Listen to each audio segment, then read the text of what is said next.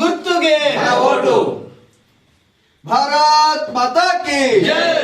జై శ్రీరామ్. జై జై శ్రీరామ్. కమలం పువ్వు గుర్తుకే మన ఓటు.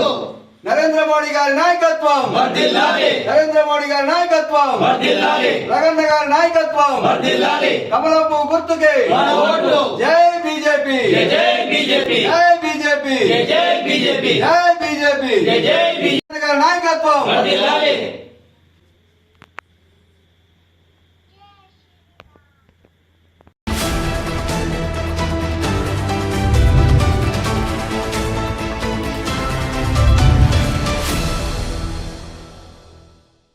రాష్ట్ర వ్యాప్తంగా మున్సిపల్ ఎన్నికల ప్రచారంలో భాగంగా హోరోహోరీగా పోటీదారులంతా హోరోహోరీ ప్రచారాలు అయితే నిర్వహిస్తున్నారు. ఈ నేపథ్యంలో మనం గజ్వేల్ ప్రజ్ఞాపూర్ ఈ ఎన్నికలు అయితే ప్రతిష్టాత్మకంగా జరుగుతున్నాయని చెప్పాలి. ఈ నేపథ్యంలో మనం 3వ వార్డు కంటెస్టెంట్ అభ్యర్థి కోట కిషోర్ మనతో ఉన్నారు. ఆయనతో మాట్లాడే ప్రయత్నించారు. అన్న చెప్పండి, మీ ఈ 3వ వార్డు ఏ సమస్యలున్నాయి, మిమ్మల్ని గెలిపిస్తే ఆ సమస్యల్ని ఎట్లా పరిష్కరిస్తారు?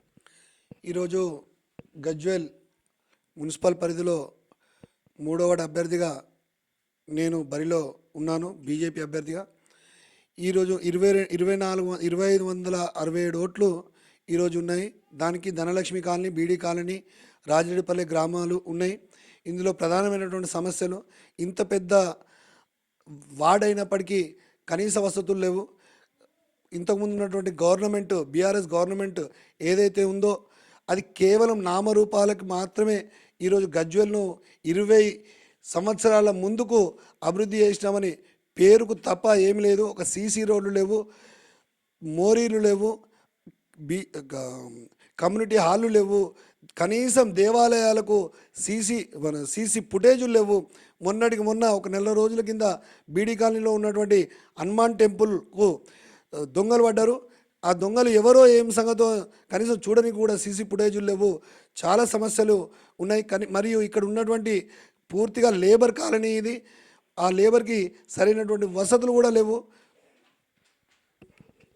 బీఆర్ఎస్ నాయకులు అయితే చెప్తున్నారు, కేసీఆర్ హయాంలో గజ్వేల్ని ఇంత ముందులా కాదు, ఒక 10 ఏళ్ళ ముందుకే ఇంకా తీసుకెళ్ళామని చెప్పి బీఆర్ఎస్ నాయకులు చెప్తున్నారు. వాళ్ళకి ఏం చెప్తారని? బీఆర్ఎస్ నాయకులు నేను ముఖ్యంగా వాళ్ళు దోచుకునేందుకు, దాచుకునేందుకే తప్ప అభివృద్ధికి ఎలాంటి నోచుకోలేదు.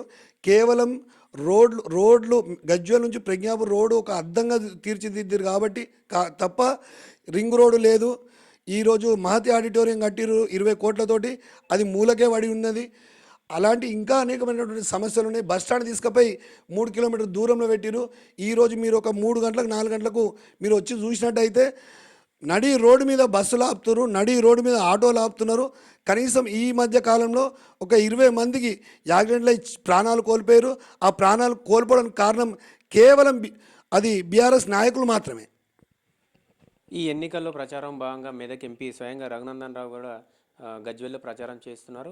రీసెంట్గా ఈరోజు కూడా జాతీయ అధ్యక్షుడు కూడా ఈ ఎన్నికల ప్రచారంలో పాల్గొన్నారు. దీన్ని ఎట్లా చూస్తారని?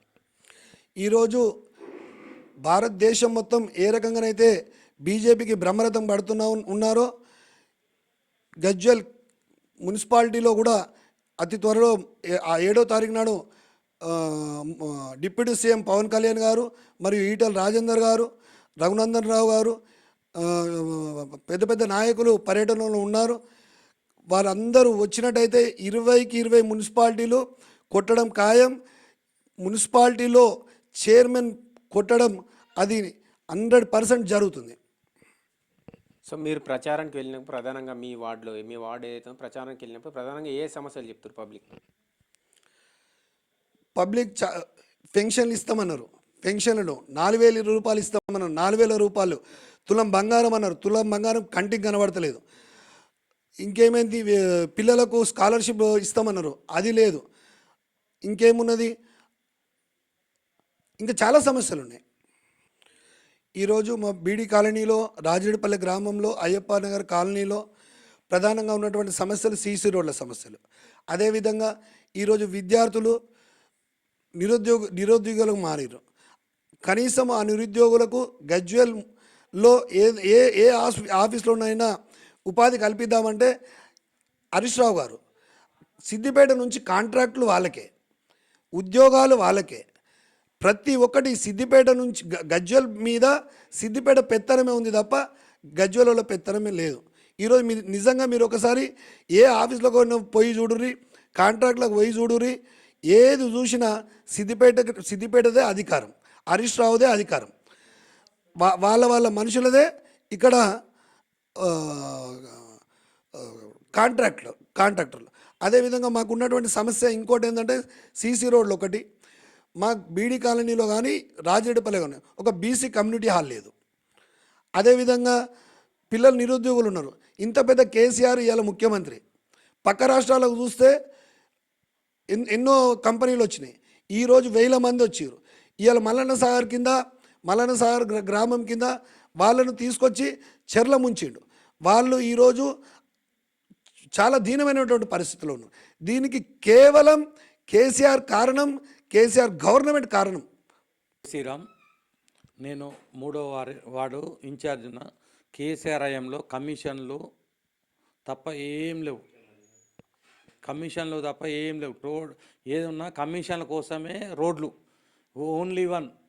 ఈ గజ్వేల్లో కూడా మెయిన్ రోడ్కే డెవలప్ అయింది, గల్లే కాలేదు. ఒక కేసీఆర్ గవర్నమెంట్ వచ్చినాక ఒకరికి పెన్షన్ ఇవ్వలే. మన గవర్నమెంట్ ఈసారి కొట్లాడి కిషోర్ అన్న గెలిచాక పెన్షన్లు, వృద్ధాప్య పెన్షన్లు, వితంతు పెన్షన్లు ఇప్పడానికి తీవ్రమైన ప్రయత్నం చేస్తాం. దానికోసమే పోరాడతాం, దేనికైనా సిద్ధమై ఇచ్చే ప్రయత్నం చేస్తాం. బీఆర్ఎస్ గత 10 ఏళ్లలో చేసింది తక్కువ, చెప్పుకుంది ఎక్కువ అని చెప్పి ఈ కోట కిషోర్ చెప్తున్నాడు. మా 3వ వార్డులో ప్రచారంకి వెళ్ళినప్పుడు చాలా సమస్యలు ఉన్నాయి. మా వార్డులో ఈ సాగునీటి సమస్య కావచ్చు, తాగునీటి సమస్య కొంత ఉన్నది, సీసీ రోడ్లు ఉన్నది, డ్రైనేజ్ సమస్య ఉన్నది, నిరుద్యోగ సమస్య కూడా ఉన్నది. గజ్వేల్లో నడిచేది సిద్దిపేట పెత్తనం నడుస్తుంది. మమ్మల్ని ఈ 2వ వార్డు నుంచి కాకుండా గజ్వేల్లో ఉన్న 20 వార్డుల నుంచి మమ్మల్ని బీజేపీ పార్టీ క్యాండిడేట్లు అందరినీ గెలిపిస్తే ఈ సమస్యలన్నీ రఘునందనరావు గారి దృష్టికి తీసుకెళ్లి, బీజేపీ ప్రభుత్వం సెంట్రల్లో ఉంది కాబట్టి సమస్యలన్నీ పరిష్కరించే దిశగా ప్రయత్నం చేస్తామని చెప్పి బీఆర్ఎస్ నాయకులు చెప్తా ఉన్నారు.